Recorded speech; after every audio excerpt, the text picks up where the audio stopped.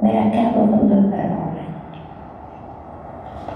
Vorrei un sogno di cassetto. Vorrei che